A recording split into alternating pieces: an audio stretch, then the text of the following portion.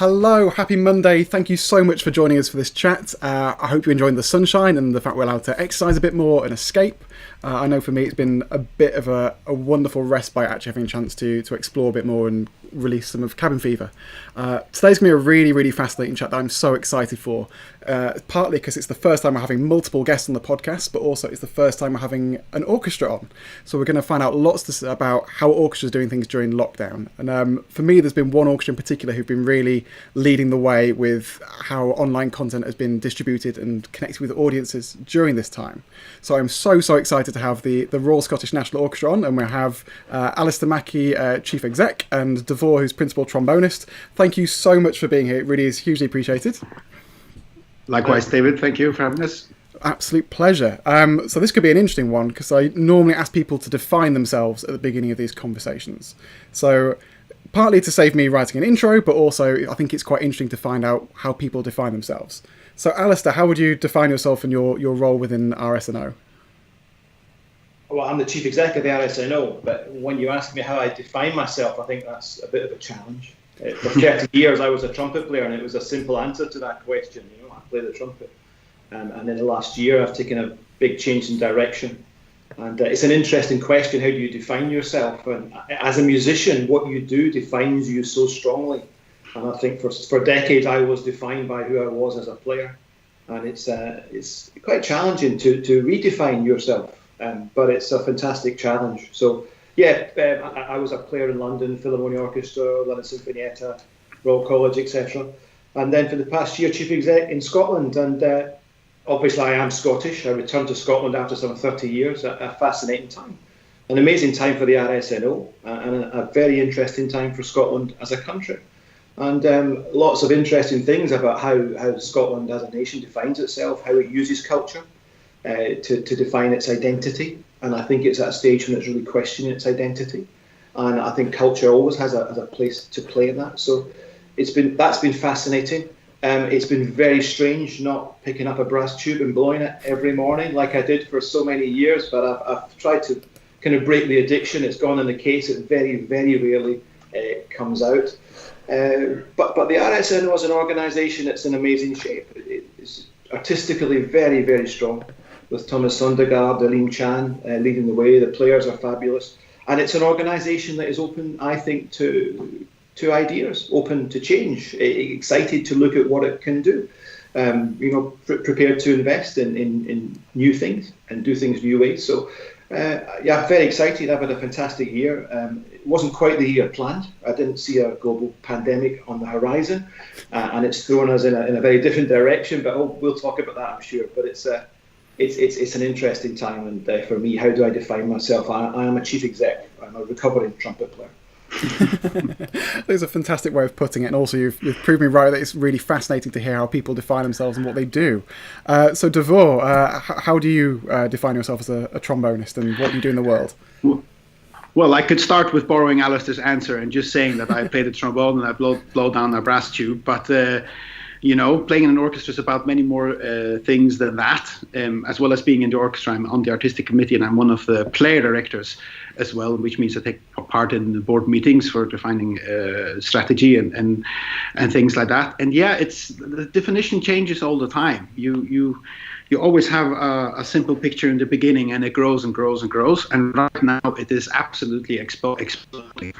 So I'd hope I can define myself as an orchestral trombonist, but also someone who keeps active out with the orchestra and tries and bring in influences into this great institution, which it's a thing that can be hard to move along sometimes. But there's a good reason for that. Is because what we have already is very good. So it's a challenge to see how we can renew it and how we can become even better. Fantastic. Well, as you say, you've already got something very incredible with your orchestra already, and that's something that has been impacted quite significantly. So what were RSNO supposed to be up to during this time if there wasn't a global pandemic? Well, this week we were going to start preparations for our season finale, which was going to be very requiem with Thomas Sondergaard. But yeah, alas, no longer. That's about it. We it's been 2 months now, and I hear from other colleagues all the time. Messages are flying around saying, this week we were supposed to do this and that week we're supposed to be doing this and that. So it's still in my head. I'm still mentally preparing for it, even if it's not going to happen. Very true. And obviously you've been impacted quite a lot. Alistair, what sort of impact has this pandemic had for the orchestra? Because obviously it's something that no one foresaw, and it's quite a turbulent thing to go through in a very short space of time. Yeah, I mean, all the obvious things, we can't gather together and perform. We can't gather the staff together in one place or the players. So, I mean, like everybody else, we are finding new ways of communicating, and that's interesting in itself. I think one of our board members right at the start said, this is a burning platform. This is a time to jump. And for many months, we've been lining up our digital activity. We employed a team back in November, a cameraman, a sound engineer. We got the cameras, we had all the kit. And we began running test recording. So I think what this time gave us was an excuse to go forward further and faster than we were perhaps comfortable with. But we went forward with this view that if we got it wrong, people would forgive us in a way that they might not forgive us outside of a pandemic. And that presented an opportunity. And I'm very glad we did what we did when we did. We've learned so much from it.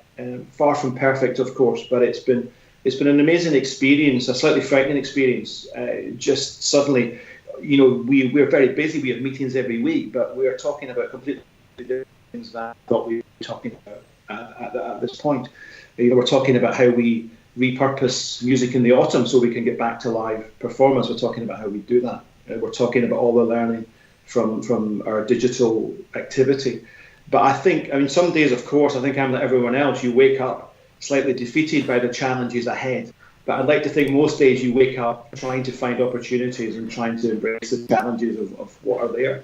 I have absolutely no doubt that music will come out of this in a different place. The classical music business will have to exit this in a different way. And I'm absolutely confident that it will be the better for it in time. Very true. And one thing I've mentioned before is that the orchestra world hasn't really changed a lot over the last 100 years when the world has changed a lot. In particular, thinking about various financial crashes we've had in sort of the beginning of this millennium and also then in the 1980s and 70s. And we didn't necessarily see the big fallout or impact in, say, like losing Woolworths or Goldman Sachs and those big organisations that fell by the wayside. So it's interesting seeing that we're now in a situation where we are going to have to change and do things. And as you say, it's potentially a nice element of synchronicity for you, where you were experimenting and having test recordings and you weren't having to completely go from a standing start, but still probably a bit further behind than you would have wanted to in an ideal world. So I'm very curious. You were one of the first orchestras I saw to really take the bull by the horns. So in the UK, I think it was around the 10th or so that lockdown was. An informal lockdown was started, then March 23rd was the proper lockdown. And on the 23rd, you also announced that you were then doing various challenges from home and online content. You were going straight from the go. What sort of drove that decision to jump straight away? Was that from the musicians, from the administrators, or a combined approach? I think everything was combined. I don't think any one person can take the credit. I think we did get off quickly. We were talking about various larger projects. We were talking about a website for orchestra, for example. And the idea of challenges within that website had already been spoken about and mentioned. We were talking about trying to stream a whole season, which I don't think any UK orchestra has done yet. And so the Friday Night Club came out of that greater aspiration. So, the first one we did was the drums before the lockdown. And the idea initially was just how can you make some instruments from what you've got at home? So I phoned up John, percussion player, and said, can you do a little thing in this? And he said, well, actually, there's a samba band. Why don't we do a samba? So he came in with the idea of a samba. And we meant to record it in the studio. But then when we got to the kitchen, the lads started banging bits and pieces. And someone put something in the microwave and it beeped and said, hey, that can be the click track to bring us in. And someone else, and it all got a bit silly, and we thought actually this could be quite fun. So it was quite spontaneous, the scene in the kitchen, and one of my favourite images of what we've put out was Paul Filbert when he hit the bucket at the end. We gave him a little solo to play on a bucket, and he got a bit excited and hit it too hard and smashed the bottom out of it. It was a great moment, but it really, all the challenges, the players have come with ideas, we give them a brief, And I mean, Dávur can talk more about this, but we meet every week on Zoom, and people chuck in ideas, and we try and shape them into something meaningful. But it's been a real collaborative effort. Absolutely. Alistair, he doesn't tell the full story here either, because of course on the 10th we knew that we were likely to face a lockdown, and on the 11th I got a phone call from him to show up at the RSNO Centre to start filming stuff. So I'll have to say that it's definitely a teamwork among the whole orchestra, but Alistair has showed some incredible leadership in this and just getting it going. You were saying before that you're never quite ready to start it. This is the kind of impetus that I guess we needed. I was present at the recording when the bucket was smashed, and yeah, it was a weird time, because I wondered, oh my God, how long are we going to have to sustain all this? And can we do it? At that time, I thought, even if it's going to last 3 weeks, can we produce enough material and fast enough? Now it's lasted for 10 nearly, and it doesn't seem to be a problem at all. So we've found out new things that we didn't know we could do. Certainly. And as a musician and talking to your obviously your colleagues, what sort of difference has it made that you're still able to create content and have an artistic output during this time, rather than sitting at home twiddling your thumbs? I think it's absolutely critical. First of all, for the orchestra to show that we're still there and thinking of ways to get through it. In some ways, this first challenge, first of all saying hello, we're here, I think we've managed. But going forward, I'm much more excited about how we're actually gonna come out of this, and that's, I think, when we're gonna see some much more, a lot more interesting creativity coming from us, but also from many other places. There will come a sort of a halfway point where the lockdown is finished. To be honest, I was scared of that in the beginning, but I'm actually quite excited about that right now. I think we're going to have a chance to try lots of ideas that have been floating around now in the weekly Zoom calls that we have with Alistair, but also ideas that have been floating about for many years that we now have a chance to try. And I'm sure lots of what we're learning right now, both the ideas and the material that we're producing, is something we can use after Corona as well. Certainly. It really is truly amazing to see. So I think it'd be good for people who've not seen any of the content you've been putting out to just quickly run through the sort of things that you've done. So one thing you mentioned was the Friday Night Club. What is the Friday Night Club? Well, the Friday Night Club, our Edinburgh season concerts are a Friday night. And it's a nice end to the week, the office week, and you go and you have a drink with the supporters and the Mezzo Suite at Edinburgh, and the Usher Hall is a fabulous place to hear concerts, and you sit and listen to a concert. So, we wanted to make sure that kind of reference point in people's week was retained. So, basically, Friday Night Club, we have concerts that we screened. Most of the initial ones we screened as tests for our digital team and our equipment, and we screened one half of the concert at 7:30 on a Friday night. And we've been doing virtual Mezzo Suites, virtual bars where our supporters come and gather and have a catch up and a chat. And Thomas, our conductor, has stopped into these. Dávur, other musicians have stopped in, and it's been a fantastic way to keep enjoying music and to keep everyone connected. But I think, I don't know about anyone else, but you wake up and you don't know what day of the week it is sometimes. Yeah, I didn't realise it was a bank holiday until this morning when I saw everyone else having a day off. Same. So one of the, all the wee clips that get sent around, I saw a spoof of Mastermind, and the first question was, so what day of the week is it? I think that's a bit what it's like. So it's nice on a Friday night, and people have been telling us, on a Friday we say, what we're going to wear on Friday night, for the Friday Night Club, and people put on a nice shirt or whatever, and they watch the programme and they have a chat. And there's a lot of other, Dávur has been leading some online chats, meeting his old colleagues. And I think it's just a great way to stay connected, to keep music in your life. Music is inspiring, culture is inspiring. And it's to have a world without it really isn't acceptable. So it's just a nice point in the week. Very true. And what I've loved seeing as well is in the comments section there'll be various different people watching who didn't realise they were both watching at the same time, and you can see them go, oh hello, I haven't spoken to you for ages, and they'll start chatting away and have a little sub thread, and it's almost becoming a meeting place in the same way as if it was a physical meeting place and you bump into someone at a concert hall, which is, I think, very different from the temptation of just putting up a live stream concert and walking away and not stimulating that engagement, which is, I know it's very tempting to do, but going that extra mile does seem to have really paid off. Yeah, no, it's been great fun. I mean, my favourite was we broadcast Nemi Yarvi, and then he actually posted some hearts or something, and then his son Pavel Järvi posted a little comment from somewhere. You know, it was amazing when you see who's watching and who you're reaching. It was really, really meaningful. Massively. So Dávur, what are these challenges that you've been doing, and have you been partaking in any of them? Absolutely. Well, I produced one of them. That was also an idea of Alistair's. That he started that every Wednesday we publish challenges on Facebook, and it's been a very wide spectrum of challenges that have been coming out. I did one which was about breathing. Sorry. It's all right, you're just demonstrating the breathing.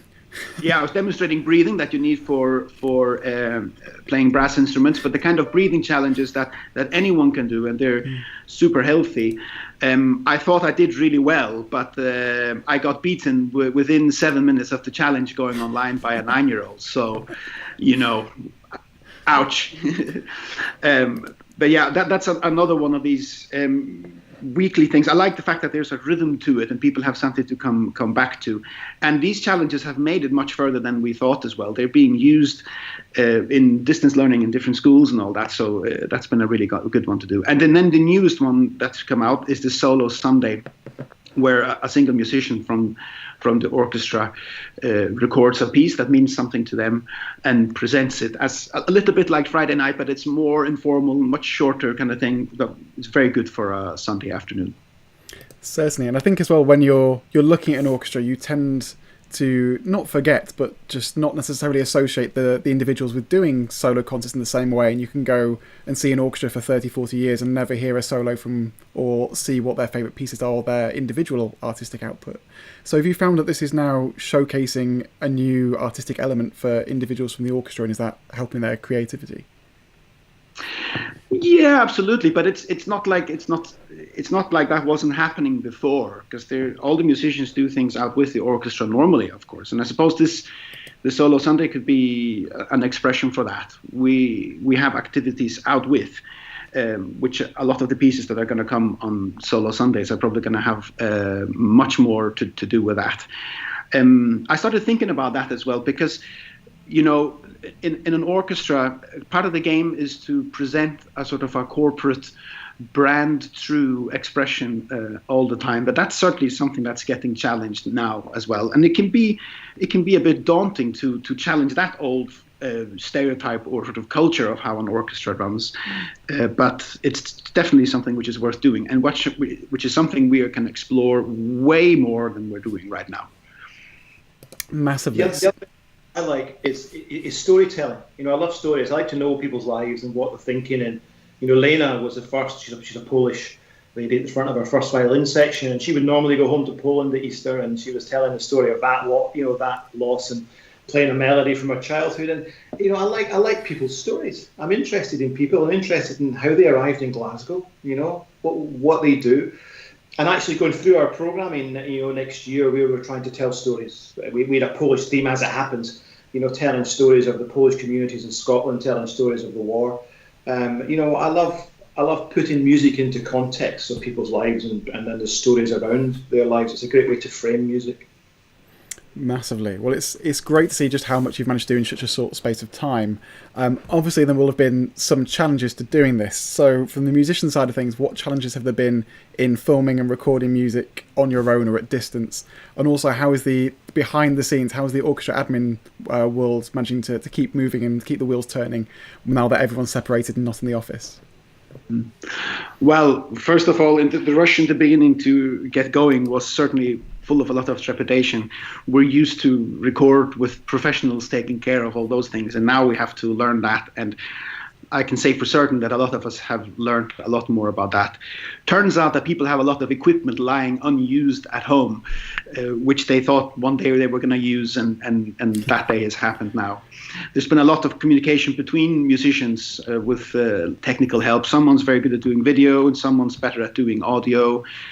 sending audio files back and forth to have a listen. Should we adjust this? Should we do that? So yeah, that's a challenge that I think we can call it overcome. And on the administration side, I'm from where I'm sitting right now. I think probably on the administration, they're working harder than ever. It's quite impressive to see how much stuff goes on in the background. And there is a lot more stuff going on in the background than you can see, because as well as our online activity outward, we're also keeping engaged with groups that are involved with the orchestra. For example, the chorus meets up. I think it's every week or every 2 weeks. I had a meeting together with the community orchestra, which is something that I lead in the RSNO, where amateurs come along and play on their own. And this week, we're reaching the end of the Takeover project as well. That was originally going to be a project where a group of young people come in and take over the whole orchestra. They do everything from conducting and playing in the orchestra to being the chief exec and artistic planning and logistics. That, of course, couldn't happen the same way. So our education team managed to turn that around very quickly, where it's now become more of a creative project, but where the students are responsible for every aspect of producing that. And I'm sure we'll see some results from that soon online as well. Definitely. I think it's been really fascinating to see how people are using this time to connect in really unusual ways. And you see that it's people accepting that there are challenges, but also that, as you mentioned earlier, Alistair, that people are going to be much more receptive during this time, and they're going to be much more willing and supportive, even if the camera's not perfect, the recording isn't 100%. They're going to want to support and have that social and human engaged side of things, which is truly fantastic. So, sorry. That I often think about is, I grew up in a brass band culture. And if you look at this brass band movement in this country, it's incredible. It's a fantastic institution. But that grew out of a situation when you worked down a mine, you worked in a factory, you worked in darkness, you had your senses suppressed. And when you got to the surface, the need to create, the need to connect with music was just so powerful. And that's what that whole culture grew out of. And I do think at the moment, when you take something away, you realise really the value of it. And when you can't sit in a hall and share the experience of music with other people, that's a huge loss. And you realise that you really need that, for it's got such value. So I think we will come out of this energized and appreciative. And I certainly feel that I can't wait to be back in a hall with other people listening to music. I can't wait. I mean, it's been great. Zoom meetings are now part of life. And the world will change. I mean, I'm sure why do you go to an office 5 days a week when you can stay at home and meet in Zoom and be much more efficient? But I'll be very glad not to Zoom for a while. I'll be very glad to meet some other human beings and to share some music. I'm ready for it now, for sure. Definitely. I think everyone's in need of like a digital detox for at least a week or so after this, and just sort of, switch off, not have to sort of try and shout at. One thing I noticed as well is that at the end of meetings now, everyone waves bye on Zoom. And I've never left a meeting in my life and actually just waved as I'm going out the room. It's such an unusual, bizarre etiquette that's now happened, which is really strange. So that sort of brings me on nicely to one thing I was curious to hear your thoughts on. And I know it's very hard to have a crystal ball at the moment, but do you see any big changes for how orchestras and classical music works in the future? You mentioned about Zoom obviously being a thing that means that people don't have to travel as much. One of my thoughts was that potentially touring is going to be impacted, and that maybe that having more local artists and soloists will be one of the things that happens in the interim. Do you have any predictions or thoughts as to how music will be working? Again, crystal ball, this could earn you a lot of money if you've got an answer. But how do you think the world's going to look for us afterwards? I think touring is very interesting. I think there are environmental agendas coming to the fore. I mean, is it really acceptable to fly hundreds of musicians around the world as much as we have done? And that's very challenging for so many orchestras, particularly London. I think, where I used to work, it was a crucial part of the economics of the institutions. But I really question now more than ever whether that level of international touring will be viable or acceptable. And I think for me, the interesting thing, I think the conversation around digital has been very polarized. People saying, you can make money, people saying you can't make money, people saying this, people saying that. I think it's inevitable that digital is integrated into arts organizations. I think it will be integrated in much more subtle ways than we had appreciated before. I think it will be used in ways that we're only beginning to uncover. So I cannot see everything being the same after this. I think there is learning of experiences we've had that will not go into reverse. And absolutely, I mean, simple things. I don't think we should be 5 days a week in an office. Why drive in? Why pay for parking and rail fares and all the rest of it? You know, we can be much more efficient in how we work. And I think orchestras, again, symphony orchestras live as one unit most of the time. But the value in being in small groups and being creative individually, what that brings back to the whole orchestra is incredible. And I hope at RSNO and other orchestras, all these musicians like Dávur who've done these creative things will come back wanting to do that more, wanting that to be an integral part of their lives. They'll come back as richer musicians for that, and they'll bring that back to the orchestra, and that will be, we will all benefit. I absolutely agree with Alistair when he says that. I mean, these ideas that are coming now, it's not like they've all been boiled up over the past few weeks. It's something that musicians, I think, will have wanted to do for many years. For example, when the new RSNO Centre, our new home, was built, it was built with the capacity to produce a lot more digital stuff, and we thought that was great. But then when we came in, we found it hard to produce for the reasons that we talked about before. And you know, if you look at the name of the orchestra, Royal Scottish National Orchestra, we belong to the whole nation, and it's very hard for us to get out everywhere. But we've shown, I think now more than anything to ourselves, that we can diversify quite a lot more than we thought, first of all. So I think mainly there is something that's going to stay after this as well, and you know, that's certainly a welcome change. Yeah, but we're also going to return to normal. The desire is to get back into that hall and play. So everything that we're producing now is, I think personally, should point that way, because it doesn't really replace what we already do. It just adds to it. So yeah, I think that's about that. Very true. Thing as well, because I think what maybe people don't appreciate is you get a job in an orchestra perhaps in your early 20s. And there's a real possibility that job doesn't change for 40 years. And, you know, musicians, they want to express themselves. I think they want to grow. And it's very difficult sometimes to grow in an orchestra chair. And I think it's really important that orchestras find ways for the musicians and their staff to develop and to grow an organisation, and not just push repeat for the entirety of your career. And, you know, in London, the self-governing orchestras, of course, you've got the chance, you can step up, you can join the board. RSNO the same, but I think we should diversify these opportunities as best we can, and you blur the lines between the player group, between the staff, between the board. The creative ideas don't just come from one sector of the organisation. You know, the delivery doesn't just come. It's personal development, and this huge amount of talent exists within orchestras. And I think it's incredibly important to give roots for that talent to get out and develop. I would agree with that as well, and that's not something that just happens naturally. It's very much has to be the culture of an institution, and you know, some orchestras are built up in a very sort of compartmentalized way, but we're lucky in that we don't have that. We mirror some of the structure that the orchestras in London have, where the musicians take certainly a little bit more responsibility of the whole running of the orchestra. And that kind of connects to one of the questions you said before, how does it feel now? I feel, in some sense, I feel like I'm more in a band. It feels more like being, you know, part of my rock, pop, funk, experimental jazz group that I was in when I was 18 than, you know, National Orchestra of Scotland. And that's definitely something that it should be. That's a welcome change. Definitely. So are there still recordings of this jazz funk rock band of When You Were 18 by any chance? Because they could be put out as a Friday night.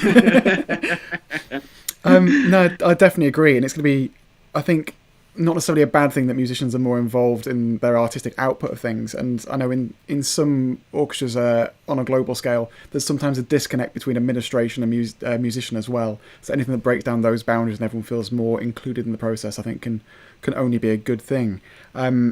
And as well, I can't even begin to imagine what the first concert's going to be like, partly from audiences being able to share their experiences again, but also I think the energy from musicians being able to collaborate and perform in the same way, partly potentially after being recharged and reinvigorated from a break, potentially, but also the fact that is not being able to do it will probably mean it's so much more special going forwards. That's absolutely true. I'm imagining in my head already what that sound is going to be like. I think I remember it academically, but I don't.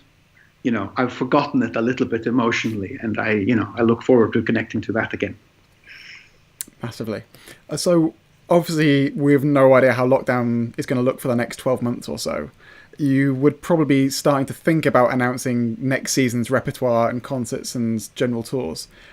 How is this impacting your artistic planning for the future? Because obviously it's going to have to be quite nimble, I presume, and flexible as to what you can potentially do going forwards. Well, actually, on the 7th of March, we launched our season.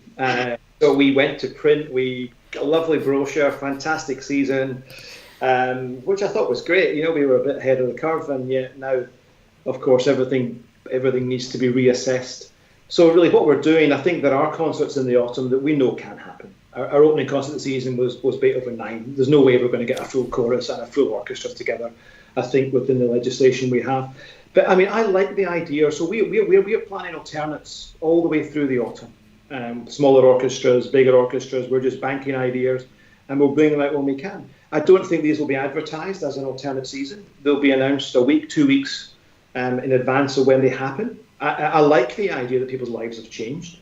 None of us are really planning what we're doing in 2 or 3 months. You plan what you're doing for this evening or maybe tomorrow. It's a whole new way. And what I like about that is we can begin to experiment with advertising through social media platforms. We can't do print advertising because by the time you send something to print, it's probably changed. So, I mean, how do we reach people? And right when I began at the RSNO, I was trying to question some things, and I said to one of the marketers, well, the leaflets we put out for concerts, what value, how do we assess what value they have? How do we assess the impact of these leaflets? And they said, well, take them away and see what happens. So now we can really assess, you take away print advertising, for example, and how do you reach people and what is the effect of that? What are people's responses and how do you learn from that? But I like the idea. Some of the best restaurants you ever go to, they have a menu of the day and you book a table at that restaurant, you don't know what you're going to eat. You know it's going to be good, you know the kind of cooking they do, but you don't know what you're going to eat. So this alternate season where we're planning alongside in case we have to change, and we probably will, it's going to have more homegrown artists, I think, because of travel restrictions. It's going to be smaller repertoire, but it's going to be exciting stuff, I'm sure. And I'm absolutely certain, we've got people who've been subscribers for 60 years. They can remember concerts 60 years ago. I'd like to think 60 years from now, there'll be a young person now in 60 years who'll say, I will never forget my first concert. We couldn't sit in chairs. We had to sit on the floor. There was only 100 people. We sat around the orchestra. We had this incredible experience. And people will have the most amazing experiences in a concert hall of music. It won't be the same, but they will be memorable. They will partly define how we got through this time. So it's exciting, it's challenging, and it's frustrating, and it drives you nuts some days. But it's where we are. We can't change it, so we've got to embrace it. Very true. And Dávur, is it strange not having, say, pieces that you can look forward to playing during the season, or are you actually looking forward to not knowing and having something thrown on you last minute and having to learn and that side of the creative process? Well, I have to say a bit of both. I realized that in my previous 10 years in the orchestra, I've gotten a bit too used to having a schedule which tells me where to be, when, and what to wear. And I've woken up from that now, and I definitely look forward to that. I like the prospects of doing concerts that aren't marketed a long time in advance, because that also questions what are we actually selling? What is the main thing that is important? Is it just the repertoire? It never is, but sometimes we hide behind that. It challenges us to show more what the whole institution is and what it's about, and why it's here and why it should continue. So I'm certainly looking forward to that, going absolutely blind into concerts. Hopefully not too much, but Yeah. More than 6 hours notice might be nice. Give you a time to get around the notes. 6 hours will do. That's fine. Exactly. And I think it's fascinating that you were mentioning about print advertising and its effect, in fact, Alistair, and seeing how that looks. And I remember I was in London last year and went to a meeting talking about advertising and digital marketing and these things. And afterwards went to go get the tube back to get the train north to Yorkshire. And there was one of the posters on the Tube platform for classical music concerts, and huge thing, must have cost a fortune, and the entire platform was stood there on phones, not looking at the sort of paying the blind bit of notice to this really expensive bit of marketing. That's brilliant. It's, somewhere I've got a photo of it. It was absolutely spectacular, sort of proving a point of you could have got the same reaction from £4 on Facebook adverts, which is something very different. So obviously you've been very keen on pushing engagement from your audience and talking to them, finding out what their reactions are. How have they reacted to all this content you've done, and what sort of responses have you had, and are you engaging them in dialogue rather than just constantly telling them what you're doing? Yeah, I mean, we get so many different ways of dialogue. We've got 2 or 3 people on phones talking to our subscribers. And one thing that has been really wonderful, so much of our audience, of course, from an older demographic, and they've been on the phone telling them how to get on to Zoom, or telling them how to get on to Friday Night Club on a Friday night. And we've had a tremendous response back from these people. It was great this week. We got a mention in Scottish Parliament when Fiona Hislop, Cabinet Secretary, said, recommended to the Scottish MSPs that they watch the Friday Night Club on the RSNO. So there's all sorts of different comments coming through our social media channels. I think old-fashioned phone calls have still got a place. You know, it's just nice to talk to people. And yeah, in all sorts of ways, Zoom calls, we're keeping in touch with our audiences, communicating with them. It's important. I mean, it's a community. I'd never see performance as a one-way street, you know, where you sit there giving out something. It's a connection. It's a community. It's that's really what's, I think, special about the RSNO and many other orchestras too. You know, you live within a community. That community goes way beyond the stage. Very true. On one of the previous podcasts, I was talking to Amanda McLeod about classical music and everything, and I think she mentioned it was Aberdeen Football Club had apparently been just ringing their season ticket holders for a chat, and with absolutely no agenda. It was just, how are you doing? How are you finding lockdown? Anything we can do? And it's this unique way of actually getting to know your audience and your supporters, but also it shows the care and intent, which I think all organisations can sometimes be guilty of not prioritising. Yeah, well, I mean, look, digital technology, it's got so much potential, but it can cause isolation. You know, people live on a screen through social media, and that's not real human contact. So, I mean, I think again, as time evolves, we'll find ways to really connect through culture on digital platforms. But until then, I think, you know, human contact is crucial. Definitely. You know? And Dávur, apart from being beaten by a 9-year-old, what has been your favourite part of engagement from audiences that you've had? Well, it's one of those that Alistair mentioned. I've had phone calls with some members of the community orchestra. And one of them, I think we've chatted 3 times now, and had hours of talk, and it's been really, really good to get to know this person. This is a person who's recently gotten involved as a listener of the RSNO, and to hear their backstory about as a young person having listened to the RSNO, being away for a long time, and then coming back. I think that's one of my favorites. It's kind of a shame that you can't do that all to everyone, but over a long career in an orchestra, you certainly get to meet quite a lot of people, and I can only second what Alistair says. That is so much part of what the culture of an orchestra is. It's not just the performing; it's the community all around it. It's really important and something to be preserved. It certainly is, and it's great to see. So, obviously, you've got quite a few things coming up, which you may or may not be able to say, and also obviously that things are very flexible at the moment, so you're not sure what is happening. What plans do you currently have that you're looking forward to that you can talk about? Well, there's lots of plans.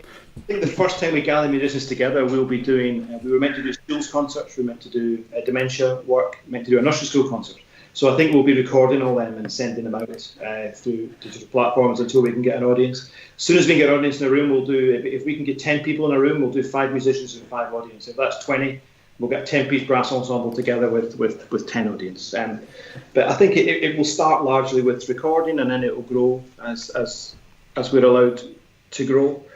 And take it from there. I mean, just keep responding. I think it's, I'd love someone to give me more of a heads up when it'll all be, but Boris hasn't been entirely helpful on that front. But it's just,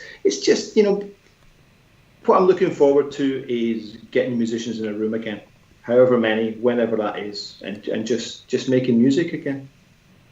Certainly. And how about you, Dávur? Yeah, that is certainly the thing that I am absolutely 100% mostly looking forward to, and I look forward to it. Even just having one person listening. I can tell you, because I'm on the artistic committee as well, that many things have been discussed. Lots of crazy and even crazier ideas to start earlier and get out, both for our own sanity and to get everything rolling again. But it wouldn't make sense to talk too specifically about any of that at the moment, for the same reason that Alistair says, that it will probably change every day. I dreamed the other night. I woke up feeling really good, because in my dream I'd just been given a second trumpet job, and I was playing, and there was music around me, and I was living in all this noise, and then you wake up and you realise, well, that day's not quite. I'm not going to take a trumpet job or any trumpet job, but it was just in my dream I'd been in the middle of all this noise again, all this music again. I mean, it's just got such a kind of visceral impact, live music being a full orchestra. It's amazing. Yeah. We keep a spare trumpet around just in case he changes his mind and wants to join us. So, anytime, Alistair, anytime.